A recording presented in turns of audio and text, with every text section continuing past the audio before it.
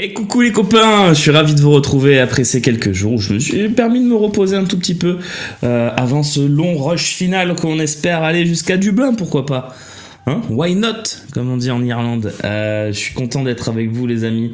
Merci à tous dans le chat. Salut du Pays Basque, nous dit Jojo. Pourvu que Chancel soit là pour jeudi, c'est vrai que ça serait mieux, Bards. Road to Dublin, effectivement, l'Aveyron OM. Pour jeudi, je pense qu'on va se faire manger. C'est possible, Jojo. On verra. On verra bien. Mais pas forcément. Effectivement, Alpha Blue Light. Il y a un truc qu'il faut dire, c'est que le foot italien peut s'adapter quand même pas mal, je trouve, au foot de Ligue 1. Et je pense qu'il y a moyen de faire un truc. On verra bien. Krakantelsa qui nous prend son 21e mois d'abonnement. Oui, je suis en forme. Merci beaucoup. Tout à fait. Comment est-ce que tu sens si on va en parler du match européen? Comment je le sens? Merci à Sauna, 4 mois d'abonnement consécutif, c'est son 6e mois et il lance le train de la hype. Ah oui les copains, c'est beau ça. Plaisir de te revoir. Ben, c'est gentil Zouti, merci beaucoup. Qu'as-tu pensé du raté de Wai? Moi je dis ce que je dis depuis le début. L'OM s'est trompé en mettant 30 millions sur Vitinha. Je pense que maintenant je peux le dire. J'en étais pas persuadé. Je pense que je me suis trompé. Mais Lens s'est peut-être un peu trompé en mettant 35 sur Wai.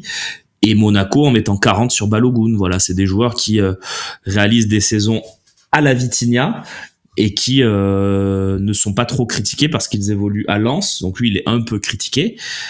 Et à Monaco, là où tout le monde s'en fout. Voilà. Mais ils font des saisons compliquées.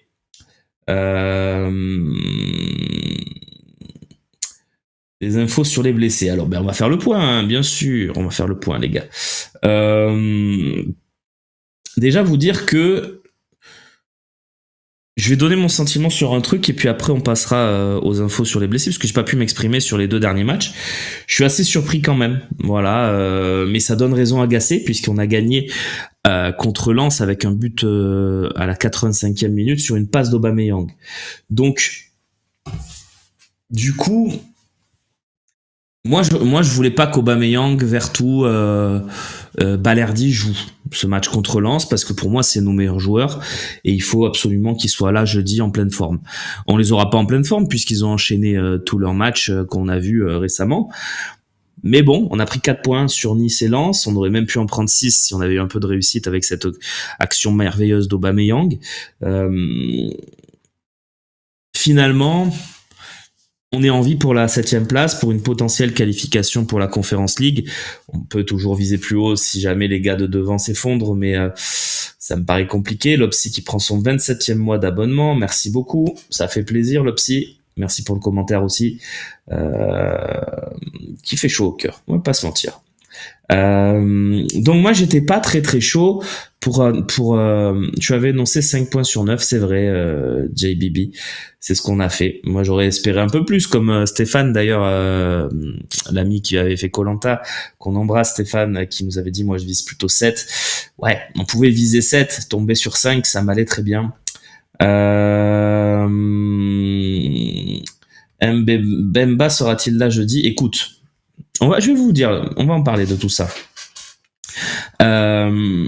Donc, voilà, moi, tu vois, Balerdi, si jeudi il est un peu fatigué à la 70e, faudra pas lui en vouloir, quoi. Parce qu'il a enchaîné. Même chose pour Vertou. Et puis, Obama, il a beaucoup joué aussi. Donc, je suis un peu... Ok, on n'a pas tout misé sur l'Europa League. C'est ce qui me gêne. Voilà. Maintenant, bon, c'est un choix. C'est le choix qu'a fait l'OM et Jean-Louis Gasset. Peut-être que s'ils n'avaient pas fait ce choix, on serait 8 ou 9e aujourd'hui et on se dirait, bon, ben il n'y a plus qu'à tout miser sur l'Europa League.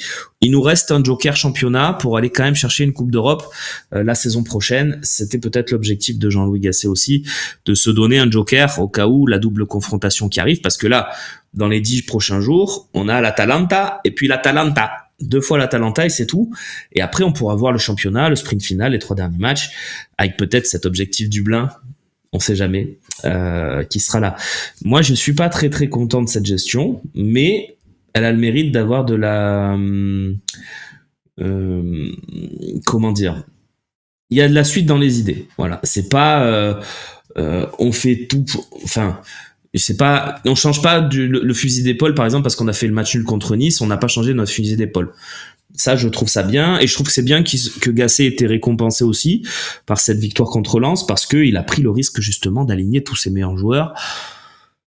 Il a pété Murillo, mais bon, Murillo, il fallait, ça peut arriver quoi. C'est des trucs qui peuvent arriver. Tu peux pas non plus économiser Murillo. Voilà, Murillo, il se pète. Je sais pas ce qu'il a exactement. Donc, c'est comme ça. Murillo, ça va se tester encore aujourd'hui et demain, et puis on verra bien. On sait pas trop la blessure de Murillo. Je pense qu'on aura plus d'infos demain en conférence de presse. C'est vrai que l'OM est assez secret sur les blessures depuis quelques saisons, donc c'est assez dur de savoir, même avec des infos proches du groupe. Apparemment, ça serait entre un coup et une petite extension des adducteurs. On sait pas trop, mais il est pas blessé quoi. Et ça, c'est pas la fin de saison de Murillo normalement. François David Garcia, le problème c'est qu'on n'a pas de défenseur central pour l'Atalanta. Alors, parlons-en. Allez, on va faire le point un peu, le tour de l'effectif. Déjà, je vais regarder un petit truc parce que je me suis posé la question, tu vois, en écoutant hier le talk. J'ai trouvé très pessimiste les copains d'ailleurs autour de Slim avec Romain, tout ça. Je sais pas. J'étais pas. Voilà. Et au moment du coach Senou, j'ai été très surpris. Voilà, très honnêtement, par la compo qui a été choisie. On a ni Gigot ni Mbemba. Alors Mbemba, je vous explique ce qui se passe. Mbemba, il a le ménisque en vrac. Voilà, depuis cet accident contre Paris, cette contusion. Il a le ménisque bien abîmé. Je pense qu'en fin de saison, il y aura une opération obligatoire. Le truc, c'est que il peut jouer. Il peut jouer avec cette blessure. Il peut jouer. On l'a vu. D'ailleurs, il a joué les 2 matchs européens. Il peut jouer un peu. Et jusqu'à un moment où le ménisque, il lui dit stop. C'est-à-dire que pendant le match, à un moment donné, ça s'arrête. Donc Mbemba, ce qu'ils ont fait, c'est un choix, c'est le frigo. C'est le frigo total. C'est de lui dire, Chancel, tu joues pas. Et si jamais il y a moyen que tu fasses 70-90 minutes peut-être contre l'Atalanta jeudi au Vélodrome, on va tout miser là-dessus. Si ça pète, ça pète. De toute façon, il faudra que tu te fasses opérer. Donc, s'il y a un problème, ben, on ira à l'opération. Et Mbemba est OK avec ça, bien sûr. Une demi-finale européenne, tu m'étonnes. Donc, Mbemba, il sera titulaire. Moi, j'ai la certitude au fond de moi que le choix de l'OM, c'est vraiment de garder Mbemba pour ce match-là. Ou pour le match retour, peut-être. Mais le match retour, il y aura Gigot. Gigot est suspendu à l'aller. Donc je pense vraiment qu'ils misent tout sur Mbemba pour le match aller. Donc moi je pars du principe que Chancel sera là. Même s'il joue, il n'aura pas 90 minutes, je pense. C'est possible, sauf qu'il va certainement jouer défenseur central. À la différence des matchs d'avant, il avait joué arrière droit, ce qui demandait beaucoup plus en termes d'intensité de course. Là, il va peut-être avoir 4-5 sprints à faire. Ça va. Donc, je pense qu'on aura Mbemba. Alors, 2 options pour la compo.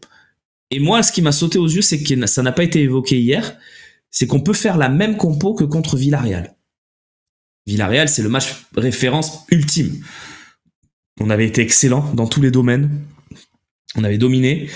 Et je pense, très honnêtement, tiens, je vois bonne question Alfredo, je vais regarder la question d'Alfredo alors. Tu penses que Gasset doit se calquer sur le 3-5-2 ? J'y viens. Je pense pas. Donc pour moi, mais ça n'est que mon avis, on peut faire la même compo que contre Villarreal. C'est très intéressant de voir ce que va choisir Gasset parce qu'il a un match référence avec une compo. Je sais pas si vous vous en souvenez de cette compte 4-5 sprints contre l'Atalanta. T'es pas sérieux, Romain? Walson, je parle des sprints à haute intensité. Évidemment qu'il y aura plus que 4-5 sprints. Je parle des sprints à haute intensité sur des gros replis défensifs. Évidemment qu'il y aura plus que 4-5 sprints. Je me suis mal exprimé.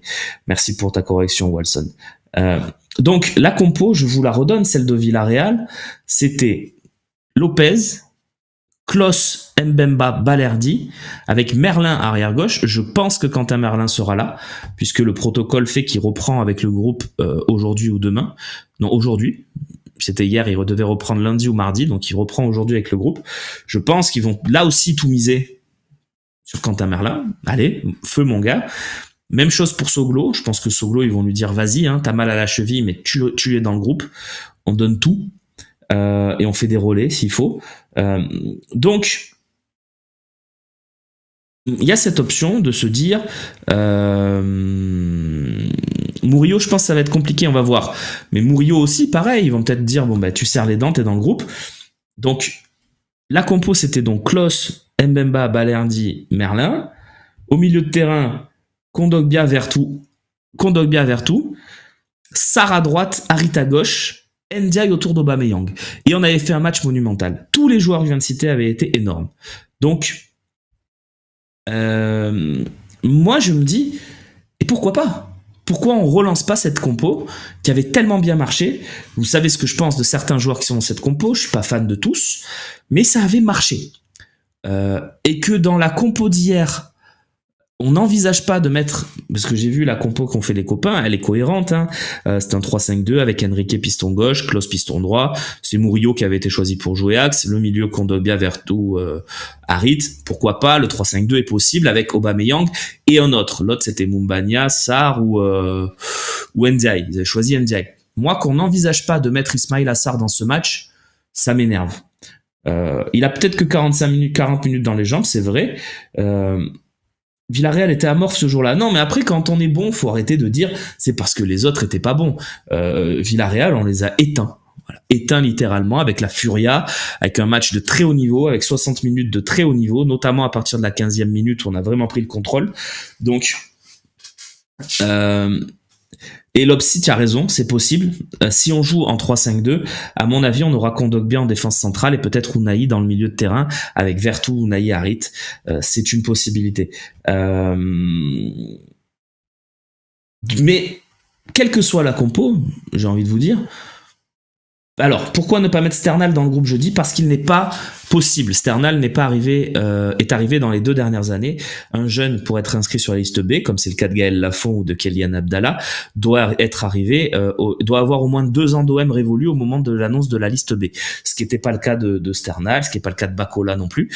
Donc voilà pourquoi c'est Lafont, Abdallah, Madi, et tous ces Daou qui sont sur cette liste B. Du coup, vous mettez ça aux côtés d'Aubameyang. Oui, si vous voulez jouer en 3-5-2, oui, tout à fait. Avec peut-être Harit dans un rôle plus axial pour permettre à Aubameyang de partir de la gauche et à Sarr de partir de la droite. Mais oui, je mets Sarr quoi qu'il arrive. Pour moi, Sarr, c'est le même cas que Mbemba, c'est-à-dire il faut tout miser. Je dis pas qu'ils ont la même qualité, la même importance. Je trouve que dans notre système offensif, pour moi, il y a 3 joueurs majeurs. Je sais que je vais en faire bondir. Pour moi, les 3 joueurs majeurs offensifs, c'est Harit, Sarr, Aubameyang. Les autres, pour moi, sont pas majeurs. C'est des joueurs intéressants par séquence. Harit est frustrant, on le sait, devant le but. Il est insupportable même. Mais dans le jeu, il est tellement précieux. Donc Harit, pour moi, il est indiscutable. Aubameyang, j'en parle même pas. Et Sarr, il apporte tellement de diversité, tellement de folie. Je trouve par séquence. Sarr, c'est 3 fois par match que tu vas le voir. Mais sur ces 3 fois, il y a une occasion, peut-être un but et peut-être une passe D. Donc, voilà, je suis plutôt moi sur cette idée d'avoir l'équipe de Villarreal. Voilà, je sais pas pourquoi, moi je me dis on est capable de les étouffer avec cette équipe, avec cette furia qu'on est capable de mettre. Merlin est fatigué à la 60e, on fait rentrer Soglo. Il y a pas de problème pour moi, c'est une compo qui est crédible. Sarr est fatigué à la 60e, on fait rentrer Enrique ou Mumbagna. Voilà, il y a je sais pas pourquoi j'ai envie de penser comme ça. C'est le retour de la Harit mania. Ben écoute, moi personnellement, j'estime que il y a un OM avec Harit, un OM sans Harit.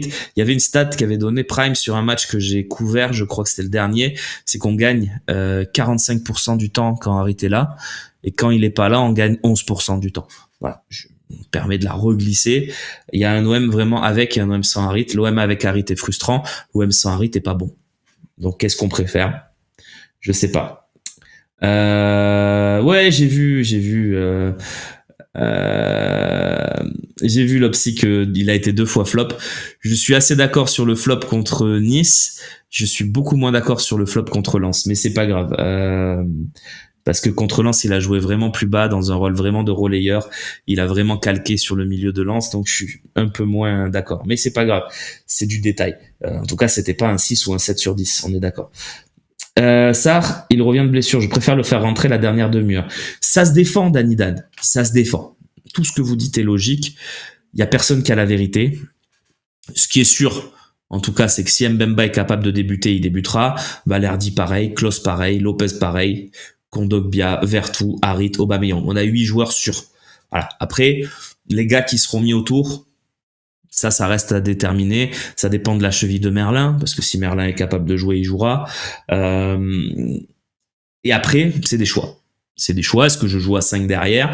Est-ce que je rajoute un joueur offensif pour faire la diff? Je rappelle qu'avant le match de Villarreal, Gasset avait eu des mots, et il avait raison.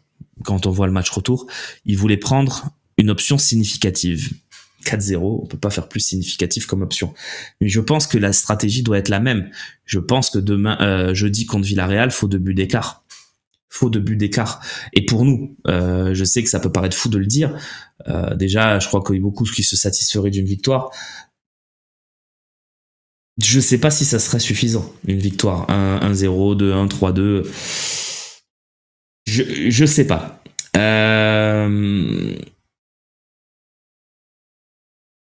Ah ben non, c'est pas Payet, arrête les gars, j'ai jamais dit ça, évidemment.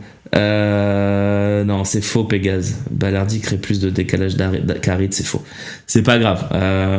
On sera pas d'accord sur le joueur et ça sera notre fil rouge de la saison à tous dans l'OM au café, il y a aucun souci. Et je dis pas que j'ai raison, mais ça me paraît. Et Balerdi crée beaucoup de décalage aussi, hein, c'est pas ce que je dis. Mais bon. Et surtout vu nos stats à l'extérieur, bien sûr l'Atalanta est meilleur à l'extérieur, c'est une bonne remarque, Jojo. Je sais pas trop. Est-ce qu'il est pas plus intéressant Murillo dans l'axe à 3 que sur le côté où il est insignifiant? Attention Tomatic à ce type d'analyse parce que je suis pas d'accord. Souvenons-nous quand même de quelque chose de Murillo. À gauche, quand il joue à gauche, il est insignifiant. Il est inexistant, il est transparent, il fait juste son taf. Quand il joue à droite, moi je me souviens de quelques matchs où il est très intéressant, il marque, il fait marquer. Je me souviens de son but contre Lyon, je crois. Donc Murillo en latéral, c'est quand même intéressant, mais je l'ai trouvé bon aussi, et très bon même contre Benfica, quand il fait cette entrée sans avoir joué pendant 3 mois, qui gagne tous ses duels, qui perd aucun ballon, qu'il a une vista que je lui avais pas vu. Donc je suis très content de ça. La question, c'est est-ce qu'on se calque ou pas sur l'Atalanta? Pour moi, non. Mais et voilà aussi sur ce que j'ai entendu hier dans le talk. Oulala, l'Atalanta, vous réalisez pas. Leur 12e, leur 13e joueur, leur 14e joueur sont largement au-dessus des nôtres. C'est une grande équipe. Non, l'Atalanta, c'est une équipe. Franchement, je pense que si on compare les effectifs, on n'est pas loin d'être à égalité. Il y a des très bons joueurs.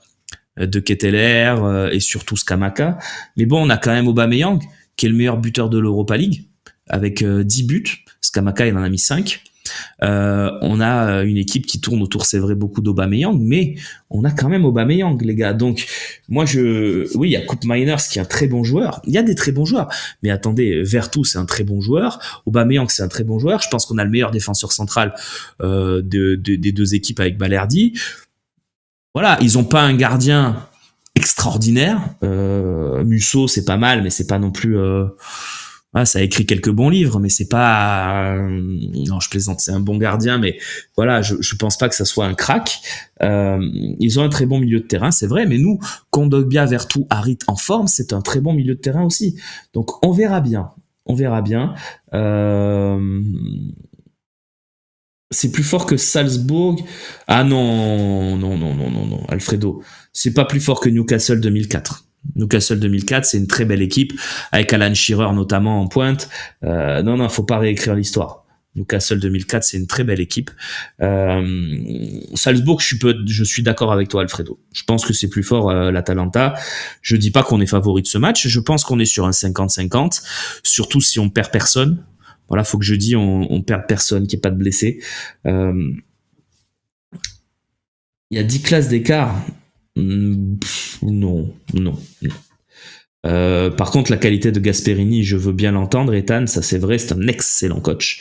Musso a perdu sa place, bah tu vois, c'est même plus Musso, alors c'est Lévy du coup qui joue. C'est qui Non, j'ai aucun livre préféré de Musso, je lis pas, je lis très peu. Cyril, 18 mois d'abonnement, merci à toi.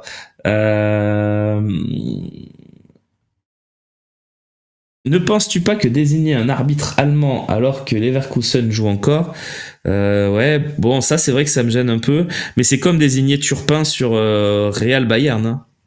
Je sais pas trop. Visiblement, ça les gêne pas. Écoute, ils ont plus. Je dois défendre Canuti pour une fois. Eh ben écoute, bébé Arden, il faut de tout. Il disait que sur les titulaires c'était plutôt équilibré et c'est juste qu'ils ont plus de profondeur et nos joueurs sont limites physiquement. C'est vrai. Après, la profondeur de l'Atalanta n'est pas non plus extraordinaire. Ils ont plus de monde, notamment en défense. Ça, c'est vrai. Après, leurs attaquants, oui, il a parlé de Lookman, il a raison. C'est vrai qu'il y a de la profondeur, mais je sais pas. Moi, je suis pas inquiet. Pour moi, c'est une équipe qui ressemble beaucoup à celle à celle qu'on a jouée avant. Hein. Ça ressemble beaucoup à Villarreal, au Shakhtar. Voilà, il y a pas de. Pour moi, il y a pas de monstre absolu en face jeudi. Maintenant, il va falloir faire un gros match. Il va falloir annihiler la qualité de l'Atalanta. Je pense qu'on est capable de gagner ce match. Maintenant, le problème, c'est que ça se joue sur 2 matchs et qu'évidemment, le match retour sera tout autre et qu'il y aura... L'Atalanta ressemble à l'OM de Tudor. Je dirais plutôt que c'est l'OM de Tudor qui ressemblait au très bon Atalanta de Gasperini, mais tu as raison. C'est vrai, Steph. Normal que tu sois normal que tu sois pas inquiet, tu connais rien de l'Atalanta. Alors pas du tout. L'Atalanta, c'est une équipe que j'ai beaucoup suivie. Je trouve qu'ils étaient excellents il y a 2-3 ans. Je trouve que cette saison, c'est un peu moins bon. Je suis un peu moins inquiet. Après, évidemment, c'est une équipe qui a battu Liverpool. Je suis pas du tout en train de les faire passer pour des pipes. Je dis juste que peut-être que on n'est pas aussi mauvais qu'on pense. Voilà. Et en Europe, avec la puissance du Vélodrome, parce qu'elle existe, c'est indéniable. Demandez à Leipzig, à Timo Werner notamment, qui a pas pu rentrer parce qu'il y avait trop de bruit, ou qui a rentré mais qui a pas été bon. Demandez vraiment aux joueurs qui ont joué contre l'OM dans un Vélodrome en folie, ils vous le diront. La puissance du Vélodrome, ça existe. Et je trouve que cette saison, contre le Shakhtar, contre Villarreal, même contre Benfica, le Vélodrome a eu un rôle important, très important. Donc, pourquoi pas? Moi, si on peut faire une diff, ça sera sur la vitesse. C'est possible aussi, Alpha Blue Light. Je pense qu'on va avoir une lutte d'intensité aussi beaucoup. C'est 2 équipes très intenses au duel. Nous, on essaye d'aller chercher les mecs à l'impact avec Balerdi notamment, qui le fait très bien, avec Mbemba sur les premiers ballons, sur les premières relances, sur les duels, pour rester haut. L'Atalanta, c'est pareil. L'Atalanta a beaucoup de qualité dans ce domaine-là. Ils sont capables de récupérer beaucoup de ballons. Effectivement, je suis d'accord, Naïm. L'Atalanta de Papou Gomez, c'était vraiment chaud. Je suis totalement d'accord avec ton commentaire. C'était vraiment superbe. Et Mazargue qui nous dit leurs défenseurs sont lents. Absolument. Ils ont pas que des qualités. Voilà. Pour moi, on a nos chances. Et je suis d'accord avec Saona qui dit la même chose. On a nos chances. Alors, Romain, tu préfères avoir nos jeunes sur le banc contre l'Atalanta jeudi soir ou titulaire pour la Gambardella ce samedi? Écoute, l'un n'empêche pas l'autre. Au contraire. Je vois pas pourquoi Gaël Lafont sur le banc jeudi empêcherait Gaël Lafont d'être titulaire en Gambardella. Évidemment, c'est le grand rendez-vous du week-end, cette Gambardella, cette demi-finale à Reims. On la met pas de côté, on a envie de la jouer à bloc et d'aller la chercher. Mais Mais voilà, voilà, je vois pas pourquoi en fait d'avoir Lafont, Abdallah sur le banc, ça nous empêcherait d'être bon contre l'Atalanta déjà, et puis surtout d'être bon en Gambardella avec l'OM le week-end, puisque je rappelle Lafont est un titulaire indiscutable de cette équipe U19 aux côtés de Sternal, Bacola, Abdallah, Kélian fait partie des joueurs importants, utilisés souvent, titulaire pas forcément à 100%, mais qui a son rôle à jouer à mon avis dans cette demi-finale contre le Reims. Et je pense que les deux seront sur le banc. Je pense pas qu'ils rentreront d'ailleurs, parce qu'on a beaucoup plus de choix que contre Benfica. D'ailleurs, Abdallah était pas rentré contre Benfica, il était rentré à Toulouse. Mais je pense qu'il y aura beaucoup plus de choix et qu'on n'aura pas à utiliser Gaël Lafont jeudi. Il sera certainement dans le groupe, je vois pas pourquoi il y serait pas. Mais je pense qu'il n'y aura pas besoin. Voilà, on a fait le 11 possible tout à l'heure. On peut lui ajouter quelques joueurs. Hein. J'ai pas mis Unai, par exemple. J'ai pas mis Mumbagna. Enrique, qui a une grosse polyvalence, même si je suis pas très fan. Bezaaf aussi super fort. C'est vrai qu'il est bon le petit Bezaaf. J'aime bien aussi joueur de côté, un peu joueur arrière ou milieu. C'est pas mal, c'est vrai. Manque un peu de coffre, mais de pas de coffre, d'impact, parce que du coffre il en a, mais c'est un bon joueur. Tu préfères aller en finale mais finir 8e ou ne pas se qualifier et finir 7e? Steph, finale. La finale. Mais tu m'aurais même mis 5e, je préfère aller en finale. On joue pour jouer des finales. Moi, je joue pas pour me qualifier pour la Coupe d'Europe. Je joue pour jouer la Coupe d'Europe. C'est vrai que c'est... Si on était deuxième et qu'on pouvait être champion, j'aurais certainement pas le même discours. Mais là, 7e ou 8e, qu'est-ce que... Évidemment, c'est mieux 7e pour la saison prochaine, etc., etc., mais il n'y a pas de débat. Pour moi, il n'y a pas de débat. Et je pense qu'on nous sous-estime aussi. Parce que dans beaucoup d'analyses, oh là là, ça me rappelle l'avant-match de Benfica, même celui de Villarreal. Avant Villarreal, on disait, oh là là, ça va être équilibré, ils ont quand même beaucoup de bons joueurs. Ce qui était vrai, hein, ils ont beaucoup de bons joueurs, Villarreal, et c'est une équipe très forte, notamment sur une double confrontation, on l'a vu avec le retour difficile qu'on a eu là-bas. Mais on a surcoté Villarreal, on a surcoté Benfica. C'est l'analyse qu'on a eue. Est-ce que finalement on n'a pas sous-coté l'OM? Parce que dans cette équipe, il y a des bons joueurs. On a des bons joueurs. Faut pas dire qu'on est nul, tout ça, c'est pas vrai. On a une équipe capable de faire des coups et on l'a très bien fait pour l'instant. Le Duc de Mars. J'ai pas écouté ta compo, mais je parie que tu as mis ça. Évidemment, bien sûr. Bien sûr que je l'ai mis. Non, mais moi je dis qu'il y a je vais répéter pour toi, du coup, il n'y a pas de problème. Je dis juste qu'il y a deux tendances. Il y a la tendance sécure en jouant en 3-5-2, essayer de les prendre un peu comme on a fait Lens. Gassé a parlé de répétition. Et il y a le all-in pour moi qui doit se débattre. Est-ce que Merlin sera dans le groupe? Oui, je pense, Ludom. Après, je suis pas dans sa cheville. Hein. S'il a très très mal, il y sera pas. Mais ils vont tous serrer les dents pour y être. Pas, c'est une demi-finale de Coupe d'Europe. Tu préfères t'économiser pour faire le triptyque Lorient, Reims, Le Havre ou te casser la cheville en demi-finale de Coupe d'Europe pour qualifier ton équipe? Pour moi, il n'y a pas de débat. Donc ils vont tous serrer les dents.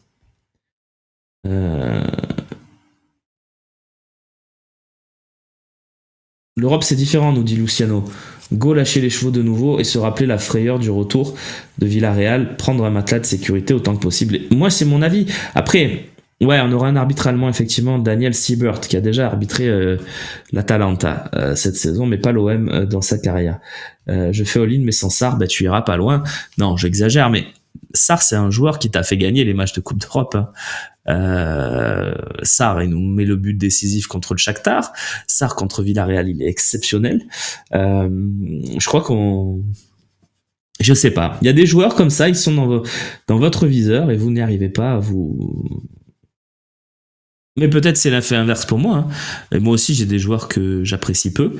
Euh, après, et quand je dis le all-in sur le match, je reprécise, c'est de faire la même compo que Villarreal, le 4-4-2 qui avait ou le 4-2-2-2 qui avait très bien marché, avec Lopez, Klose, Mbemba, Balerdi, Merlin, Kondogbia Vertu au milieu, Harit un peu plus haut, plutôt axe gauche, Sarr vraiment collé à la ligne à droite, et Ndiaye qui tourne autour d'Aubameyang qui rentre un peu vers l'axe. Un truc vraiment un peu désarticulé, mais qui avait super bien marché et que j'avais beaucoup aimé. Donc pour moi, c'était la compo type de notre fin de saison, et j'espère pourquoi pas là. Et peut-être que c'est le plan, justement, de la façon dont Mbemba est géré, dont Merlin est géré, dont Sarr est géré. Peut-être que c'est le plan de revoir cette compo-là. Voilà. Sarbon contre Villarreal parce que ça a été le seul. Ah non, non, non, non, non, pas du tout. Mais je pense, The Duke, que quand on fait une analyse objective du match contre Villarreal, Ismail Assar a eu un rôle prépondérant, notamment ce penalty obtenu, mais pas que. Luis Enrique va jouer, selon moi. Il a été mis au repos dimanche soir. C'est possible, Alrive, c'est possible, tout est possible. Moi, je pense que non. Je pense que Luis Enrique ne doit pas être un titulaire de cette équipe, mais effectivement, il a gagné du crédit, notamment avec son entrée contre Benfica. Moi, je pense plutôt que Luis Enrique sera remplaçant et que c'est lui qui rentrera, quel que soit le pépin. Si Merlin, à un moment donné, peut pas jouer, hop, Luis Enrique. Si Sarr, il faut le faire sortir, Luis Enrique. Je pense qu'il sera plutôt dans ce rôle de joker, Luis Enrique. Mais je peux me tromper. Tu vois qu'on peut être d'accord, Romain, on trouve toutes les excuses à Ndiaye, mais Sarr, c'est bashing direct. Ah ben ça, je suis totalement d'accord. Enrique à 100%, c'est mieux que Merlin à 70% en piston gauche. En piston, oui. Effectivement, Luciano. En arrière gauche, parce que moi je propose une défense à 4. Mais c'est vrai que si tu dois jouer avec un piston, il est probable que ça sera Luis Enrique. Je suis d'accord avec vous, les copains. Pour moi, il est bon quand l'équipe tourne. Il ne porte pas l'équipe, ça. Bien sûr, mais qui porte l'équipe? Qui porte l'équipe? L'équipe, elle est portée par Aubameyang, c'est tout. Les autres sont vraiment dépendants du collectif. Donc voilà.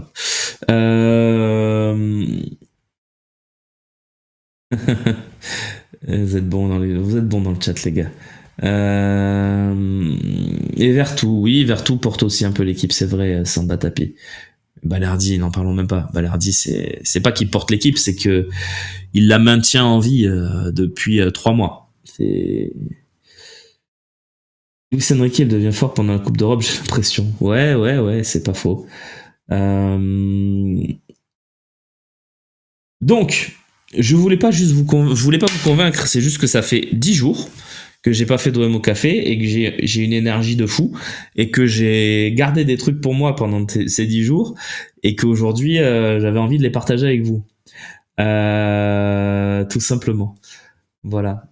Il n'y a pas de débat sur ça. S'il est apte, il est titulaire indiscutable. Écoute, Danny Dan, c'est mon avis. Maintenant, c'est pas l'avis de tout le monde. Et je respecte aussi l'avis de tout le monde. Voilà. Est-il vrai qu'on a offert une prolongation de 2 ans à Balerdi? C'est ce qui est dit dans l'équipe. Je trouve que c'est très judicieux. Quoi qu'il arrive. C'est-à-dire que s'il prolonge, ça sera plus facile de le garder. Ça sera aussi plus facile de demander beaucoup d'argent pour le vendre. Donc, je trouve que ça serait excellent. Alors, ouais, Lopsy, ça aussi, j'ai un coup de gueule. Les médias parisiens sur Balerdi. Tu as raison. Comment il peut avoir 4 pour son match contre Lens? Ça me paraît incroyable. Alors oui, Wesley Saïd se faufile intelligemment entre lui et Kondogbia et met une très belle tête. C'est pas le premier but de la tête de Wesley Saïd, qui est un très bon attaquant. Voilà, tu vois, un attaquant sous-côté de la Ligue 1. Wesley Saïd, c'est un très bon attaquant. Je trouve qu'il a énormément de qualité. Et oui, il est battu au duel aérien par Wesley Saïd. Mais ça justifie pas un 4. Pour moi, Balerdi, il fait un match encore. Je sais pas ce qu'il leur faut, en fait, pour dire que Balerdi est un super joueur. Tu vois, je vais te dire une dinguerie, mais si Beraldo fait le match de Balerdi, il a 7 dans l'équipe. Tous les jours, matin, midi et soir. Tous les jours. Qui je peux prendre pour être un peu plus... Si Théâtre de Rennes fait le match de Balerdi, il a 6, il a 7. Non, il a pas 7, il a 6. parce que c'est pas Paris, donc on met pas une très très bonne note, mais voilà, je sais pas ce qu'il leur faut. Je sais pas. Et pourtant, c'est pas son meilleur match. Parce que tu sens qu'il est un peu fatigué aussi. C'est pas son meilleur match. Mais quand même. Moi, ça me paraît... Et d'ailleurs, on regarde le classement des notes, il y a un truc chaque année. Hein. Vous regardez, chaque année, même les années où on est très bon avec Sampaoli, avec Tudor, chaque année, le classement des notes moyennes par équipe. On n'est jamais au-dessus de notre place au classement, tu vois. Là, on est 7e, on a la 12e moyenne. C'est-à-dire que nos joueurs ont des moins bonnes notes que ceux de Montpellier cette année. Donc, voilà, il faudrait peut-être qu'à un moment donné, ça soit un peu plus objectif, même si notre saison est pas bonne. Je pense quand même qu'on fait une meilleure saison que Montpellier. Voilà. Avec des matchs références, avec etc. Bref, c'est juste un petit coup de gueule parce que moi aussi je lis la presse et ça m'énerve. Alors le 6 d'Endia, il me dérange pas au Banyanyang. Il me dérange pas parce qu'il nous met à l'abri dans ce match très vite et que pendant 70 minutes, on vit sur cette passe D de d'Endia pour Aubameyang. Donc le 6 ne me dérange pas. Oui, il y a des gens comme Walid Acharchour notamment, que je salue, qui ont pris fait et cause pour Balerdi et ça fait plaisir. Est-il vrai que Gay a signé à Villarreal? Non. Phil, c'est pas vrai, il n'a pas signé. Par contre, qu'il y ait des contacts, ça me surprend pas, puisque Marcelino est le coach de Villarreal et que Marcelino voulait absolument garder Pape Gay, en faire un joueur important. Il l'a même titularisé en préparation alors qu'on savait qu'il était suspendu. Donc ouais. Ça me surprend pas du tout ces infos et qu'il y ait des vrais contacts ne m'étonne pas non plus. Après, c'est pas fait. Voilà. Que penses-tu de la rumeur Sanchez?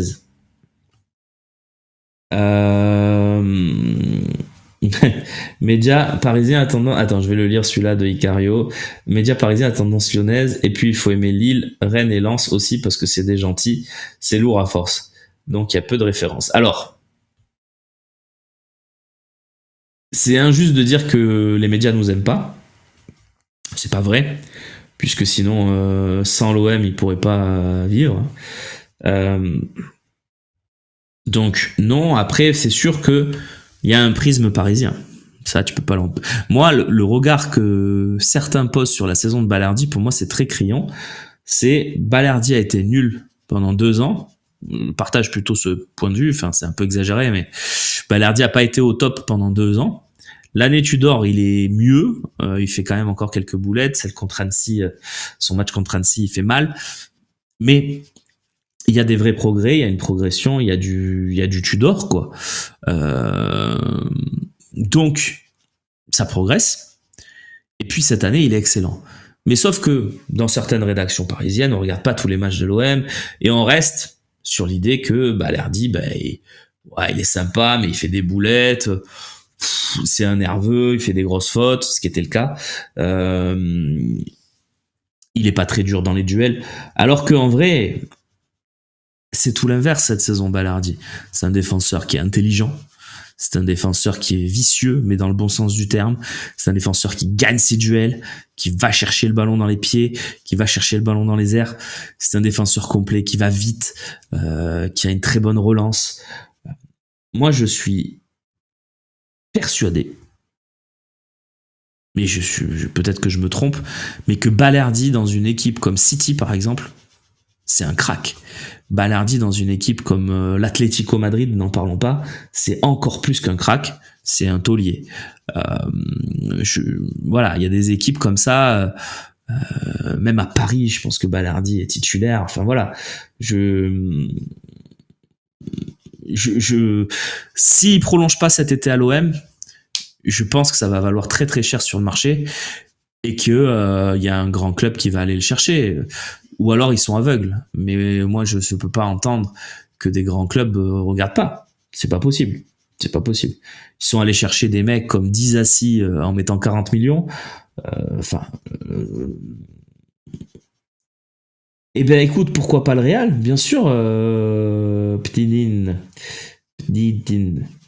Pourquoi pas? Mais le Real est pas trop dans cette politique. Balerdi, il a 25 ans.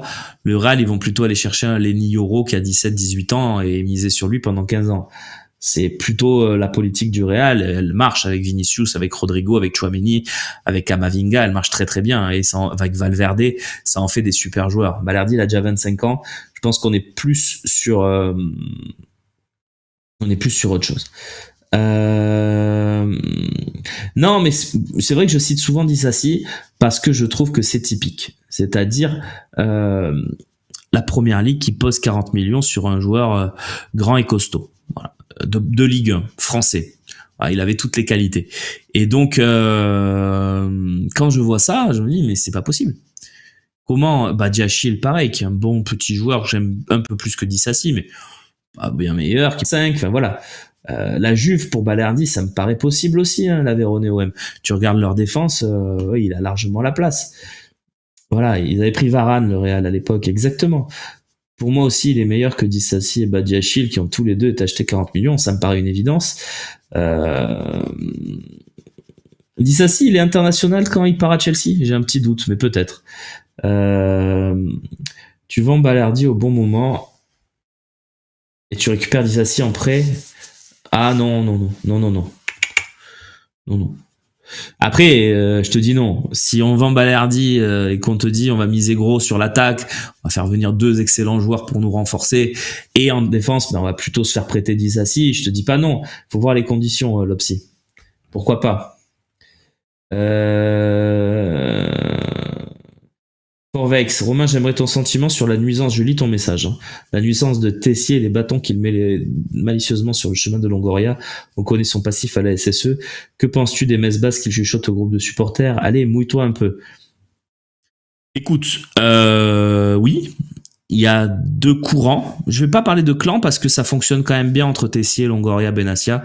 Il n'y a pas cette guerre que certains décrivent. En tout cas, de ce que je sais. Mais il y a 2 courants, c'est vrai. Il y a le courant Longoria et Benassia, qui est majoritaire pour l'instant, en tout cas pas majoritaire en nombre peut-être, mais auprès de la direction, il a toujours totalement la confiance de McCourt, Longoria, et je pense que ça va continuer cet été. On verra, hein, ça sera un des feuilletons de l'été. Que va-t-il advenir de Longoria? Est-ce qu'il reste? Est-ce qu'il part? Je pense que ça va continuer. Donc, il y a ce courant-là, et puis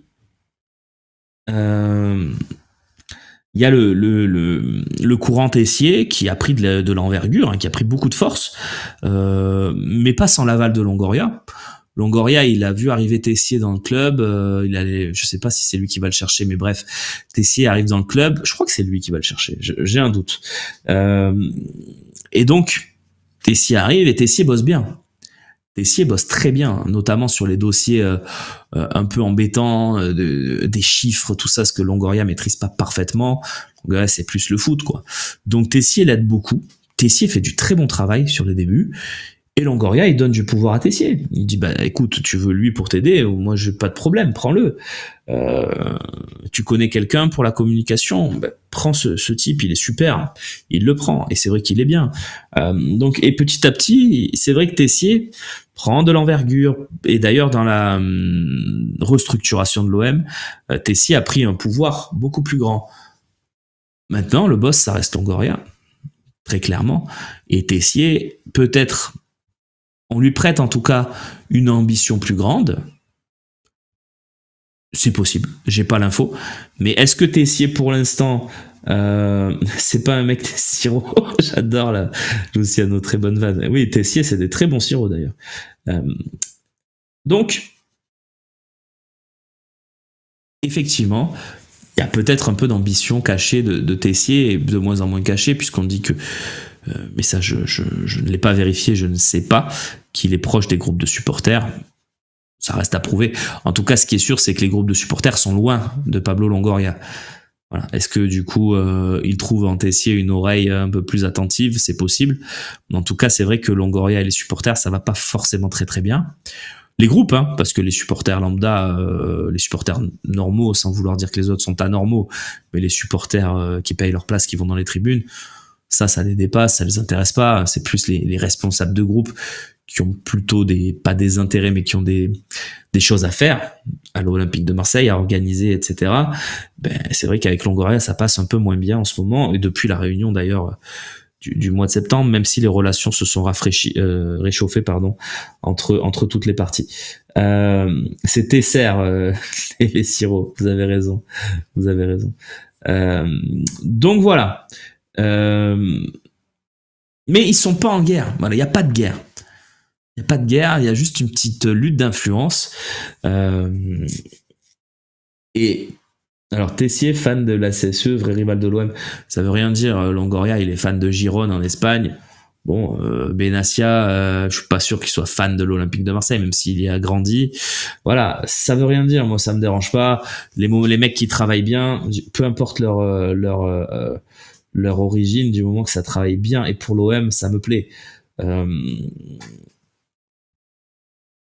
Donc voilà, non, personne n'est là pour saboter. Tessier, franchement, je connais pas personnellement le gars, donc je vais pas dire du bien gratuitement. Mais Tessier, il a fait du bien dans les finances de l'OM. Hein. Tessier, il a beaucoup aidé l'OM. Donc, il faut arrêter d'opposer les gars. Je pense que ça peut continuer comme ça. Après, ça mérite peut-être un peu de clarification, même une prise de parole. Soit de Tessier pour dire non, mais vous inquiétez pas, moi je suis avec Pablo, il y a aucun problème. Tu vois, une petite interview dans l'équipe, par exemple, on vous prête des... Non, moi j'ai mon rôle, je le fais à fond, j'ai ci, j'ai ça. D'ailleurs, vraiment, exprimez-vous, monsieur Tessier, Stéphane, exprime-toi, qu'on en finisse avec ces histoires. Moi, je suis à 100% avec Longoria, tout va bien, c'est mon projet, c'est l'OM. L'OM passe avant tout. Tu vois, des mots qui rassurent, des mots qui j'espère sont vrais, mais qu'il s'exprime, ça serait très bien. Et si c'est pas lui qui s'exprime, que ça soit McCourt, voilà. Moi, c'est mon boss à moi que j'ai nommé, c'est Longoria. Il s'entoure comme il veut. S'il veut plus un tel ou un tel, il n'y a pas de problème, mais que ça s'exprime, voilà. Donc, il n'y a pas de guerre, voilà. Mais ça mérite peut-être une petite clarification. J'espère que je me suis assez mouillé. J'espère que j'ai répondu à la question. Voilà, tout simplement. Mais déjà, ça serait bien, une interview de Tessier. Franchement, je sais pas si l'OM est conscient de ça, mais ça ferait du bien. De lire Stéphane Tessier, en fait, qui s'exprime très peu, qui est un homme de l'ombre, qui est surnommé le magicien par certaines personnes qui l'ont côtoyé. C'est vrai que ça ferait du bien. Avant toi me relancer. Oui. Vraie question, il fait quoi exactement Benassia à l'OM? Alors c'est une très bonne question, Célysia. Je vais t'expliquer comment ça se passe. L'OM a la première saison, et je finirai là-dessus, et puis j'ai vu que j'avais été long, donc pardon pour ça.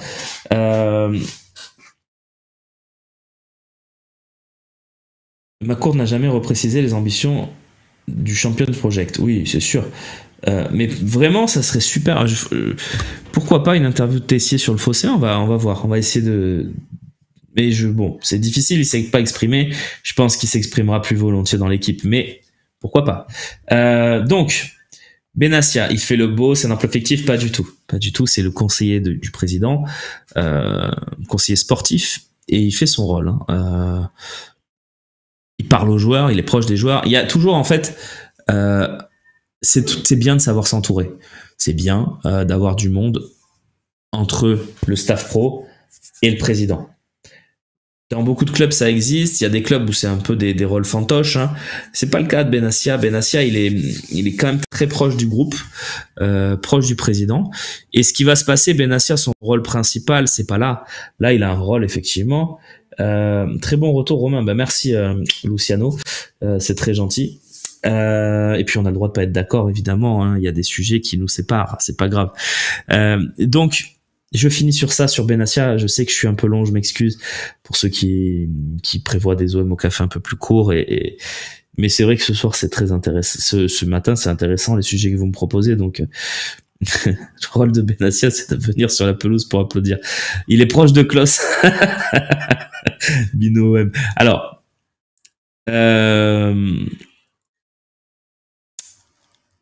Oui, il y a plein de rôles annexes, parler aux arbitres, tout ça, tout. Évidemment, vous avez raison, parler aux joueurs. Mais Benassia, ce qui va se passer, je vous apprends rien, c'est qu'à partir du mois de juin, avec Pablo Longoria, ils vont se voir matin, midi et soir, et ils vont parler que d'une seule chose, du mercato, de l'effectif, de la construction de l'effectif. Et ça, je m'excuse, mais c'est toujours mieux d'être à 2 ou à 3 pour ce type de choses-là, même si Longoria, tout seul Longoria, fait l'équipe pour Sampaoli et il l'a fait très bien. Et on peut se demander d'ailleurs s'il n'était pas meilleur tout seul que accompagné par Ribalta qui a fait quelques saucisses. Comme Correa par exemple, qui est une saucisse made in Ribalta, qui a fait aussi des bons coups. Je suis pas en train de dire que Ribalta il fait Malinowski aussi. Enfin, il fait quelques saucisses quand même pas mal. Il est important dans le transfert de Sanchez quand même. Mais voilà, Ribalta, il a pas fait que d'aider Longoria. Mais malgré tout, il a soulagé. C'est-à-dire que Longoria, après la première saison, il se demande s'il va pas arrêter. Il dit, c'est trop dur. Physiquement, l'OM, il a pris 15 ans à 1 an. Et du coup, il s'entoure, il prend Ribalta et il partage les tâches. C'est-à-dire que là où Longoria a passé 20 coups de fil en 1 heure pour le mercato, avec Ribalta, ils vont faire 10 et 10. Et ça, c'est très important. Et Benassia va faire pareil. Benassia, il a ouvert des portes aussi en Arabie Saoudite. L'OM en avait quelques-unes, bien sûr, parce qu'il y a des joueurs qui intéressent l'Arabie Saoudite, je l'ai déjà expliqué plein de fois. Mais Benassia, il a participé au deal de Renan Lodi. Donc, Benassia, Ribalta, il nous a fait Correa, Malinowski et Vitinha. Oui, après, Vitinha, faut pas dédouaner non plus Longoria là-dessus, mais effectivement, on fait partie du truc. Benassia va se partager les tâches avec Longoria, va essayer d'avoir une influence, parce que lui aussi, son but, c'est d'avoir l'équipe qui lui plaît le plus. Donc, c'est intéressant, ça fait un nouveau courant de pensée. Et comment il fonctionnait sur le mercato, sur les derniers mercatos notamment, Tessier avait un rôle aussi. C'est-à-dire qu'ils étaient 3, et ils disaient qu'est-ce qu'on fait, est-ce qu'on y va, on n'y va pas. Ils votaient un peu, c'était pas ça, pas exactement ça, mais ça votait. Moi j'y vais pas. Ok, majorité, toc, et on prenait Aubameyang. C'est un exemple. Mais voilà, donc il a du charisme, ça compte aussi en négociation et déclaration. Bien sûr, non, mais moi Benassia, on va le juger cet été. S'il nous ramène que des joueurs médiocres, on dira Benassia pas bon quoi. Par contre, s'il nous fait des coups, on pourra tout de suite changer d'avis sur la qualité de Benassia. Les recrues de cet hiver sous Benassia sont plutôt pas mal jusqu'à maintenant. Garcia arrive vraiment dans un rôle de doublure. Le problème, c'est que Garcia, on le voit trop. Garcia, tu devrais le voir 1 match sur 5. Mais le problème, c'est qu'il n'y a que lui pour jouer en ce moment, donc il joue tous les matchs. Mais Garcia, dans l'idée, il fait 1 match sur 5, donc pour l'instant, c'est pas déceptif. Merlin, ils sont allés chercher un international espoir français titulaire, donc on va lui laisser quand même plus que 3 mois. J'arrive sur Onana, John.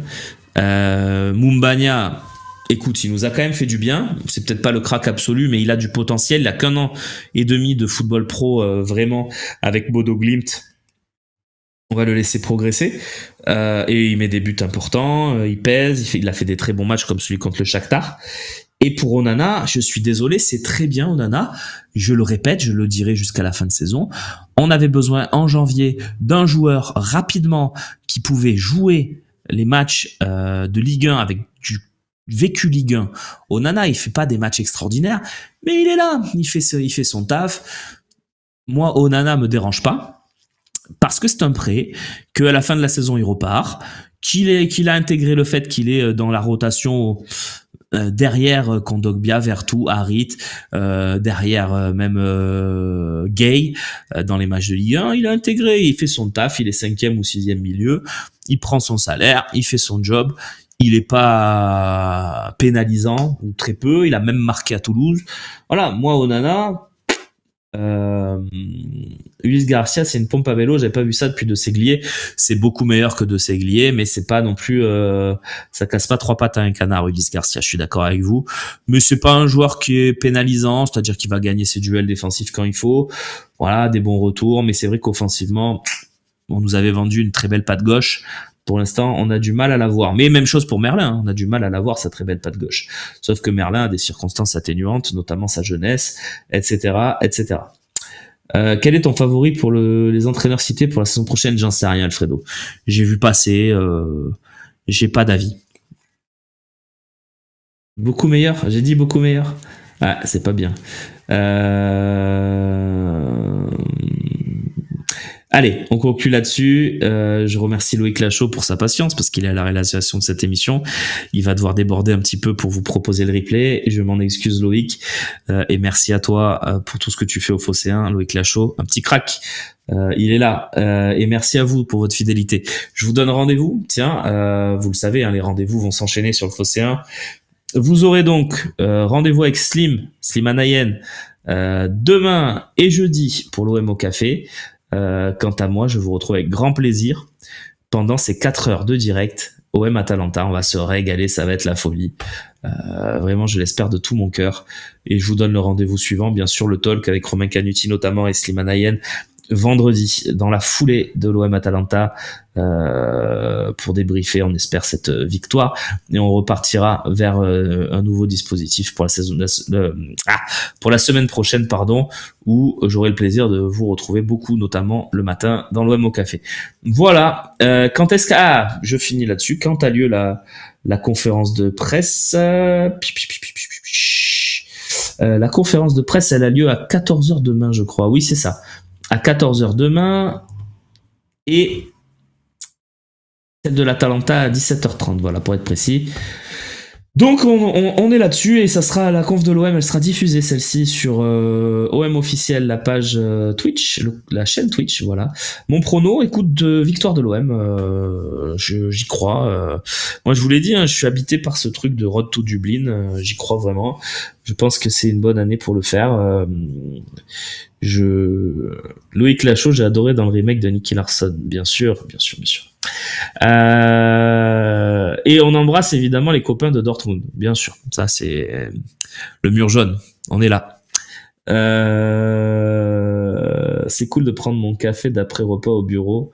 Il est 13h56 à la Réunion. Eh ben écoute, bonne reprise, et je vous souhaite à tous une bonne journée sur le Phocéen. On reste connecté, beaucoup d'infos vont tomber là dans les prochaines heures sur le Phocéen. On lâche pas, on est tous ensemble dans l'objectif Road to Dublin. Let's go.